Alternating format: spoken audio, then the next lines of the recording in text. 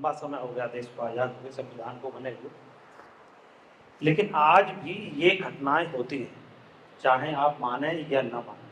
मैं जहाँ हम विश्व प्रसिद्ध शहर में रहते हैं, आगरा जैसे शहर में रहते हैं, यहाँ भी होता है, ऐसे शहर के बीचों बीच में भी होता है। मैं आपको एक घटना की तरफ ले जाना चाहूँ, ज़्यादा नहीं पुरानी है, करीब 10 साल पुरानी ये घटना है।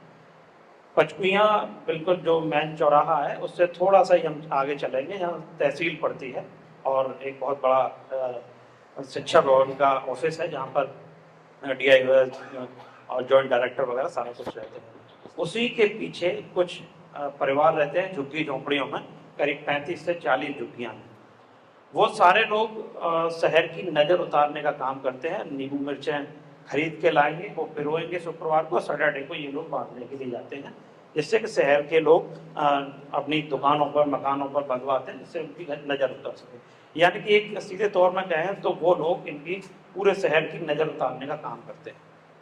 उनकी महिलाएं कबाड़ा बीतती हैं और बच्चे उनके भिक्षावृत्ति करते हैं। मैं राइट बेस्ड काम करता हूँ, ह्यूमन राइट्स पर काम करता हूँ, बच्चों के राइट्स पर काम करता हूँ। तो एक बार मैं पुलिस के साथ में चाइल्ड बेगर्स को रेस्क्यू कराने के लिए गया था। तो कई सारे बच्चे पकड़े गए और फिर उनको चाइल्ड वेलफेयर कमेटी के सामने प्रोटेस्ट किया गया, परिवार उसको छुड़ा ले गए, फिर छोड़ दिया गया। तो ये सिलसिला लगातार कई बार जारी रहा। तो फिर मेरे मन में ये आया कि क्यों ना इन बच्चों को समाज की मुख्य धारा से जोड़ने का प्रयास किया जाए, क्यों ना इनको शिक्षा से जोड़ा जाए। मैंने प्रयास किया, मैं उस समुदाय में गया, मैंने उन लोगों से बातचीत करना शुरू किया। तो उनका ये जवाब था कि हमारे समुदाय में आज तक कोई नहीं पढ़ा है, जब कोई नहीं पढ़ा है तो हम अपने बच्चों को क्यों पढ़ाएं। उन्होंने मुझे मना कर दिया। 2-3 बार मैं गया, समझाने का प्रयास किया, तो कोई नहीं माना। तो उसमें से एक व्यक्ति को मेरी बात समझ में आई और उसने कहा कि ठीक है, आप जब जिद कर रहे हैं तो मेरे 3 बच्चे, आप तीनों बच्चों का स्कूल में एडमिशन करा दीजिए। मैं उसके तीनों बच्चों को लेके स्कूल में एडमिशन कराने गया। सरकारी स्कूल था और बिल्कुल बेसिक शिक्षा अधिकारी के कार्यालय के बराबर से सटा हुआ। मैं उसमें उन बच्चों को एडमिशन कराने के लिए ले गया। तो जो हेडमास्टर साहब थे उन्होंने कहा कि क्यों आए हो। मैंने कहा बच्चों का एडमिशन करा। तो हेडमास्टर साहब ने कहा कि इन बच्चों का एडमिशन नहीं होगा, ये बच्चे गंदे हैं, इनमें से बदबू आती है, आप इनको ले जाइए। तो मैंने उनसे अनुरोध किया, नहीं सर, ये बच्चे भले ही गंदे हैं लेकिन कल से ये साफ सुथरे होकर आ जाएंगे, आप एडमिशन ले लीजिए। उन्होंने 2 टूक मना कर दिया। मैं समुदाय में गया, समुदाय के लोगों से बातचीत की, तो उन्होंने साफ सफाई के नाम पर मुझे स्पष्ट कहा कि देखिए, हम लोग भीख मांगने का काम करते हैं और जितने ज़्यादा गंदे रहेंगे उतनी ज़्यादा हमें भीख मिलती है, तो हम साफ सफाई से हमारा कोई लेना देना नहीं, हम नहीं रहेंगे।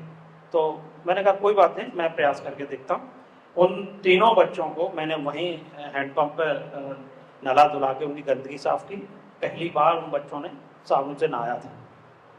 तो उनको जो साबुन की जो खुशबू आई थी बड़ी अच्छी लगी। बोले सर ये क्या है। मैंने ये साबुन, इसमें से ऐसी खुशबू आती है, तो ये तो अच्छी चीज़ है। तो मैंने उन बच्चों को तीनों को नलाया और उसके साथ में 2 बच्चे और आ गए थे, 5 बच्चे हो गए। मैंने 5 को नला धुला के कंघी की और मैं उनको अगले दिन स्कूल में। मैंने हेडमास्टर साहब से कहा, मेरी सर आप दाखिला ले लीजिए, बच्चे बहुत अच्छे हैं, आप देखिए ये साफ सुथरे हो गए हैं। अब हेडमास्टर साहब ने एक और पेज फंसाया, बोले कि ये किस जाति के हैं। ऐसा मुझे लगता है कि ये हरिजन होंगे, हो सकता है, तो आप इनका कास्ट सर्टिफिकेट लेकर आइए। जब तक आप जाति प्रमाण पत्र लेके नहीं आएंगे तब तक हम बच्चों का दाखिला नहीं देंगे, और नहीं दिया।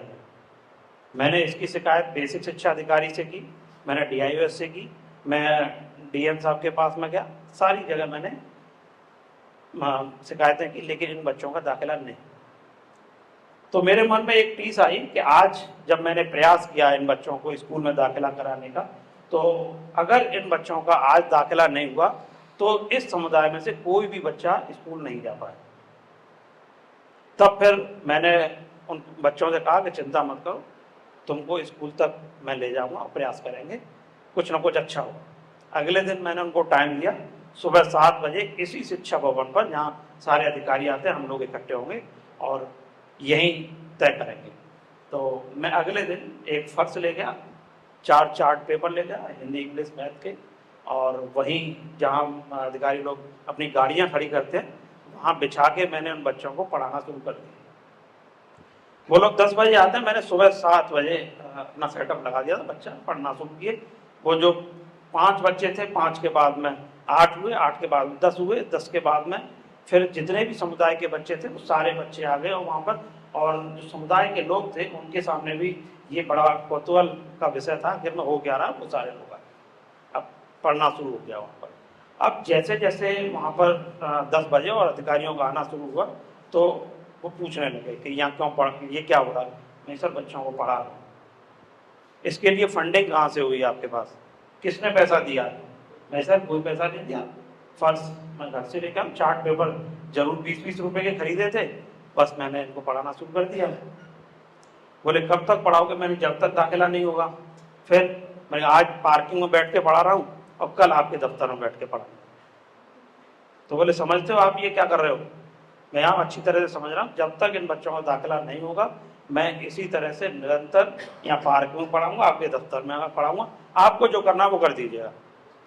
तो फिर उसके बाद में और अधिकारी आए, सबने मुझे डराने का भी प्रयास किया, फिर वहाँ से निकालने के लिए भी कहा, तो लेकिन मैं उसको करता रहा। फिर जैसे ही 11-12 बजे तो वहाँ मीडिया का आना जाना शुरू हो गया। कुछ मीडिया हाउसेज ने उस चीज़ को लाइव दिखाना शुरू कर दिया। तो जब जैसे ही मीडिया का दखल हुआ तो अधिकारी थोड़ा सा हलचल हुई और एडी बेसिक वहाँ पर आए और फिर मुझसे बोले कैसा है कि आप इन बच्चों को स्कूल में ले जाइए और मेरा नाम ले दीजिए, दाखिला हो जाए। मैंने उनसे कहा नहीं सर, अगर दाखिला कराना है तो आप मेरे साथ चलिए, इन बच्चों का दाखिला होगा। तो मैं भी डटा रहा, फिर वो बोलेगा ठीक है चलिए ले चलिए। तो मैं बच्चों को लेके गया और स्कूल में उसी दिन 36 बच्चों का दाखिला। अब दाखिला हो गया, लेकिन पढ़ने के लिए चूंकि जो शिक्षक महोदय थे पहले से ही भरे हुए थे और उनके मन में बदला लेने की भावना थी कि आखिर में बच्चों का हुआ। जैसे ही बच्चे अलग स्कूल गए, जैसा फिल्म में दिखाया था, उन बच्चों को वहां से अलग बैठा दिया गया बरामदे में। मैं जब गया तो बच्चे बरामदे में पढ़ रहे थे, बाकी बच्चे क्लास के अंदर थे। मैंने उनसे पूछा सर ये इस तरह के आप व्यवहार क्यों कर रहे हैं? जब एडी बेसिक एडमिशन दे के गए हैं और सारे बच्चे साथ में पढ़ रहे हैं तो ये क्यों नहीं पढ़ेंगे? तो बोले कि नहीं, ये बच्चे बहुत उद्दंड है, आपस में गाली गलौज देते हैं, लड़ते झगड़ते हैं, और इन्होंने एक दूसरे की, 2 बच्चों ने तो एक का सिर फाड़ दिया, तो इन बच्चों को तो हम साथ में नहीं पढ़ाएंगे। तो मैंने कहा इनमें से कोई पढ़ा लिखा नहीं है और ये क्योंकि समाज से कटे हुए हैं, इनको समझाने की आवश्यकता है और मैं थोड़ा सा प्रयास करता हूँ समझाने का। तो उन्होंने कहा कि ठीक है, लेकिन जब ये समझ जाएंगे तभी मैं इनको अंदर दाखिला दूंगा, भले ही आप रोज आइए, रोज इनको समझाइए। तो फिर मैं लगातार वहाँ जाता रहा, उन बच्चों को समझाता रहा और फिर एक दिन ऐसा आया कि वो सारे बच्चे साथ में बैठ के पढ़ने लगे। फिर उन बच्चों को उनके पढ़ाई के साथ साथ फिर मैंने उनकी जो छुपी हुई प्रतिभाएं थी उनको मैंने निखारने का प्रयास किया। मैं उनको गेम्स खिलाने के लिए ले गया, स्टेट लेवल की गेम्स प्रतियोगिता में, एथलेटिक दौड़ प्रतियोगिता में बुलंदशहर उनको ले गया। तो उनके पास में कपड़े नहीं थे, 4 बच्चों को मैं ले गया। तो एक बच्चा पिताजी की चप्पल पहन के गया था और पजामे बजामे बड़े, बहुत ज़्यादा बड़े थे, इस तरह के कपड़े पहन के गए थे। तो जब वहाँ हम दौड़ प्रतियोगिता में ले गए तो दौड़ प्रतियोगिता में जैसे ही ये बच्चे आए उसमें 500 बच्चों ने पार्टिसिपेट किया था। सारे बच्चे कॉन्वेंट स्कूलों के थे और ऐसा कोई नहीं था। इनके पास में दौड़ने के जूते नहीं थे। उन्होंने फिर मना कर दिया कि ये बच्चे, इन पर जूते नहीं है तो ये नहीं दौड़ेंगे। तो मैंने कहा कैसे दौड़ेंगे? बच्चे बोलेंगे हम नंगे पैर दौड़ लेंगे। नंगे पैर दौड़ने के लिए अनुमति नहीं मिली, बोले कि आप इनको वापस ले जाइए। फिर मैंने कहा सर देखिए, आप इनको जो नंगे पैर दौड़वाना चाहते हैं आप दौड़वाइए, मैं पहले प्रयोग कर चुका हूँ, मैं बच्चे दौड़ेंगे, उसके लिए भी कुछ भी करना पड़े। तो फिर वहाँ भी जूझना पड़ा फिर, और फिर ये बच्चे दौड़े और आप यकीन नहीं करेंगे, जो 500 बच्चे थे उन सब बच्चों में से यही फर्स्ट सेकंड थर्ड आए। 2 बच्चों पर गोल्ड मेडल, 4 बच्चों पर 8 गोल्ड मेडल थे और एक बच्चे पर 2 सिल्वर मेडल थे। तो इन बच्चों को फिर लगातार मैं प्रयास करता रहा, उठाता रहा और जब इनकी पढ़ाई थोड़ी सी डेवलप हुई, ये 5वीं 6वीं तक आए, तो यहाँ सूर सदन में एक कार्यक्रम थे, तो उसमें एक संस्था ने प्रयोग किए थे कि बच्चों को नाटक कराने थे। तो मैंने इन बच्चों से बात की कि जो तुम्हारे साथ में बीता है उसका एक लघु नाटिका अगर तैयार कर दी जाए तो लोगों को दिखाएं तो हो सकता है उनकी समझ में आए। तो ठीक है, बहुत सारी बातें हुई। विजय भाई से भी मैंने संपर्क किया था, इसमें एक स्क्रिप्ट तैयार कराई गई और उन बच्चों को स्कूल में दी गई कि आप इसको स्क्रिप्ट को पढ़ें।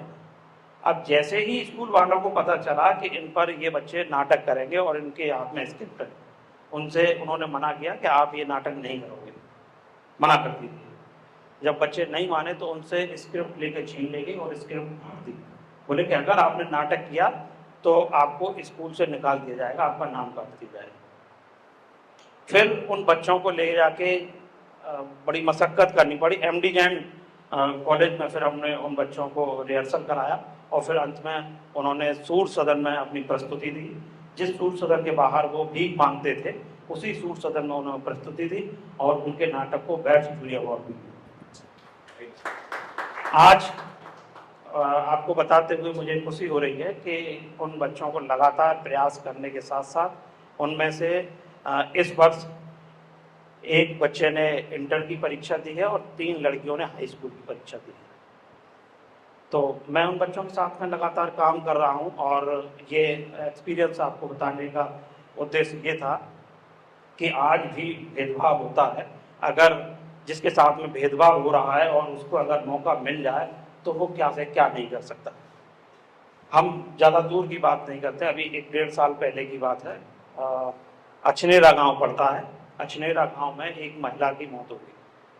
अब वो दलित समुदाय से थी, उसको वहाँ के लोग ले गए और ले जाने के बाद में उसका अंतिम संस्कार कर रहे थे। जैसे ही आग लगाना शुरू किया, अग्नि देने वाले थे, तभी कुछ लोगों को पता लगा कि ये दूसरी जाति के लोग हैं और सवर्ण जाति के शमशान में ये अंतिम संस्कार कर रहे हैं। तो सारे लोग आ गए और उन्होंने मना किया कि आप यहाँ पर अंतिम संस्कार नहीं करोगे। तो वहाँ एक मेरे परिचित थे, तो उन्होंने मुझे बताया कि इस तरह की घटना हुई है। तो आप यकीन नहीं करेंगे, उन्होंने चिता में से बॉडी को निकाल दिया, लकड़ियां समेट दी और ट्रॉली में डलवा दी कि आप इसको ले जाइए। एडमिनिस्ट्रेशन से बात की तो एडमिनिस्ट्रेशन भी झुक गया, बोले नहीं हम इसमें कुछ नहीं करेंगे और विवाद हो जाएगा इसमें। और फिर उन्होंने मामले को निपटाने के लिए SDM ने दूसरी जगह पे ले जाकर उसका अंतिम संस्कार करा और बोले कि इनके लिए हम अलग से शमशान बनाएंगे। क्यों अलग से आप शमशान बनाएंगे? क्या ये लोग वो समाज के अंग नहीं है? घटना घटी, आपने मामले को रोकते हुए कहा कि इसमें विवाद न हो जाए, आपने अलग शमशान बनाने की घोषणा कर दी। क्यों? साल भर पहले की बात है, फतेहपुर सीकरी में एक बहुत बड़ा यज्ञ का आयोजन किया गया था और सभी लोगों से कहा गया था कि ठीक है आप यज्ञ के लिए आहुति देंगे, आप इसमें पैसा दीजिए। लोगों ने चंदा दिया, चंदे के साथ साथ वैसे जो लोग थे, किसी ने अपनी लकड़ियां दी, जिसका लकड़ी का कारोबार है उसने लकड़ियां दी, किसी ने अनाज दिया, किसी ने कुछ दिया। और जब सारा कुछ तैयार हो गया और वो लोग यज्ञ करने के लिए तैयार हुए तो कुछ दलित समुदाय के लोग यज्ञ करने के लिए बैठे, तो वहां से उनको रोक दिया गया, बोले आप यज्ञ नहीं करेंगे। जो विद्वान थे जो वहां पर इनको यज्ञ कराने के लिए जिसको बुलाया गया था, उन्होंने भी मना कर दिया कि बोले हम इनको यज्ञ नहीं करने देंगे। जबकि उन्होंने पैसा भी दिया था, मेहनत भी कर रहे थे, दरी बिछाने से लेके पैसा देने तक का सारा काम उन्होंने किया था और उन्हीं लोगों को यज्ञ करने से मना कर दिया गया। काफी बवाल चला और उनके जो सबसे बड़े महंत थे जिनकी अगुवाई में चल रहा था, तो उन तक बात पहुंची। तो वो आए, उनको कहा गया कि ये मौनी बाबा है, वो बोलते नहीं है कुछ, इशारे से बताएंगे या फिर लिख कर। उन्होंने उनको बुलाया गया तो उन्होंने लिखकर बताया कि आपके गांव के जो उच्च जाति के लोग हैं वो आपसे नाराज हैं, इसलिए आप यज्ञ नहीं कर सकते, नहीं करने। फिर मैंने उसमें हस्तक्षेप किया, पुलिस तक मामला भेजा और अंत में उनके खिलाफ FIR हुई, पुलिस गई और उन लोगों को यज्ञ करने दिया। तो ये सारी घटनाएं हैं जो कि आज भी हो रही हैं, शहर में हो रही हैं, बीचों बीच में हो रही हैं, लेकिन हम लोगों का ध्यान नहीं जाता। कभी मीडिया में ये खबरें आ जाती हैं तो पन्ना हम लोग उलट देते हैं और चलते बनते हैं, क्योंकि ये हमारे साथ नहीं हो रहा।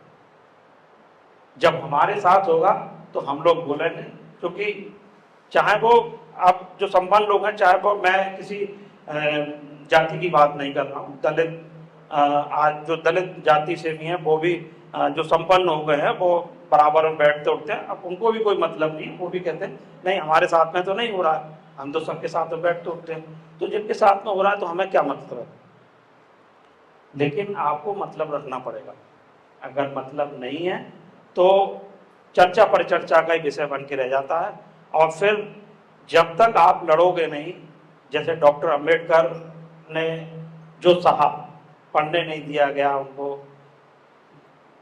और जितने लंबे अनुभव रहे उनको, जो उनके टीस थी, उस टीस के आधार पर उन्होंने विश्व में बहुत बड़े काम किए, संविधान जैसी पुस्तक को रच दिया, सबसे हस्तलिखित संविधान है, सब जगह हर देश के संविधान को उन्होंने पढ़ा, तब जाकर ये संविधान बन पाया। तो एक टीस थी जो वहाँ तक ले गई, और वो शायद टीस अब हम लोगों के बीच में नहीं है।